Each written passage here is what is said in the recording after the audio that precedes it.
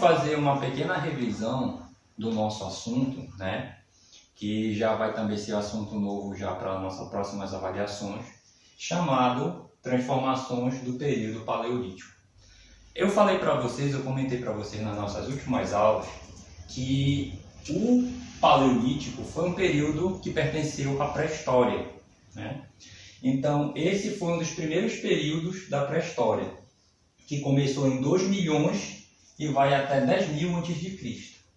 Nesse período aqui do Paleolítico, o homem primitivo começou a ter algumas características, né? E descobrir também algumas outras.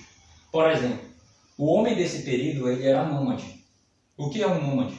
É uma pessoa que tem que ir em busca de recursos para sobreviver. Então ele nunca está fixo em um lugar. Ele sempre está se deslocando em busca de água, em busca de alimentos. No caso aí, nesse período, eram animais selvagens que eles caçavam, né? Como mamutes, tá? Então essa foi uma das características desse homem do período paleolítico. O fogo também foi um elemento muito importante que foi descoberto durante esse período. Porque através do fogo, o homem primitivo ele ia ter várias funções, né? O fogo ia ter várias funções com o homem primitivo. Por exemplo, o homem primitivo ele já não ia comer mais a carne crua, ele ia começar a assar.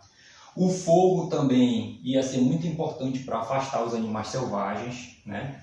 Aquecer também do frio, né? Dos períodos do frio. E também nesse período, né? O uso de instrumentos rudimentares. O período do Paleolítico é conhecido também como o período da pedra lascada. Porque esses homens primitivos, eles começaram a fazer, através das pedras, eles começaram a moldar as pedras e fazer pontas. Então essas pontas, elas poderiam ser utilizadas para lanças, no caso da caça, né?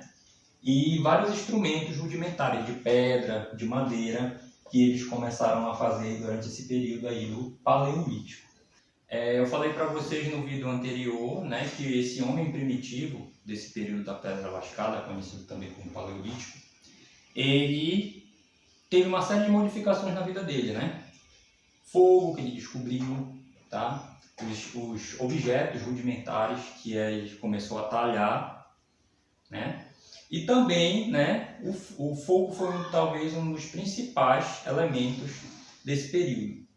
Lá na nossa página 27, vamos fazer uma leitura sobre o uso do fogo, tá? Há uma diferença entre produzir o fogo e saber usar o fogo gerado por um raio ou uma queimada espontânea na savana.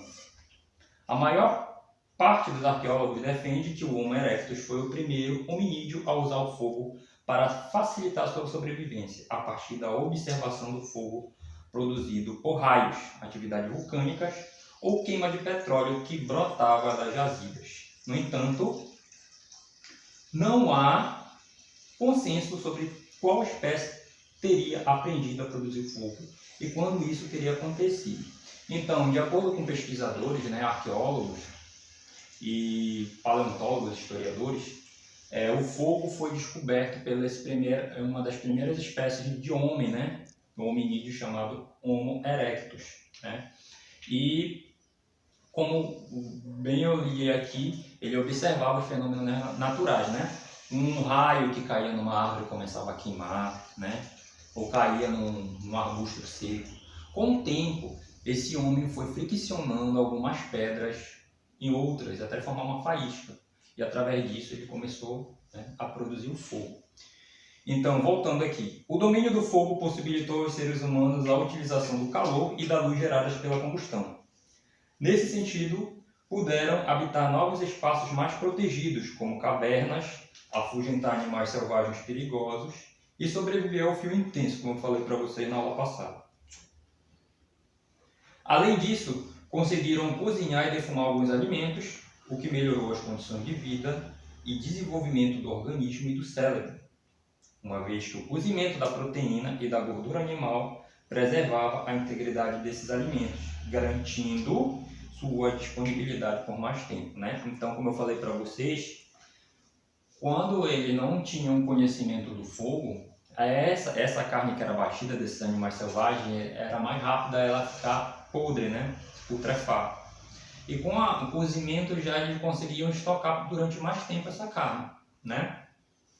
Então, voltando aqui para o quadro, vamos falar também um pouquinho hoje sobre a questão da arte rupestre, tá? Nesse período aí do Paleolítico.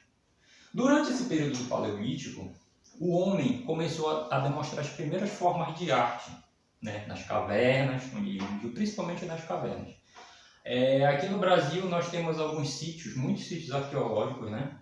Que remontam nesse período primitivo, pré-histórico. Por exemplo, 7 cidades no Piauí, né? Lagoa Santa, lá em Minas Gerais, onde foi encontrada um dos primeiros crânios, né? Do Brasil, que é a Luzia, dos crânios de hominídeo. E também temos alguns sítios arqueológicos também aqui no Pará, né? Então, se a gente for compreender, no Brasil inteiro tem muitos sítios arqueológicos em que essa arte rupestre desse homem primitivo é representada. Essa arte rupestre, eles representavam com desenho de animais, tá? Eles geralmente cenas de caça também, como eu coloquei aqui para você, né? Principalmente animais, né? Animais que eles caçavam, né? Animais que eles conviviam naquele período, né?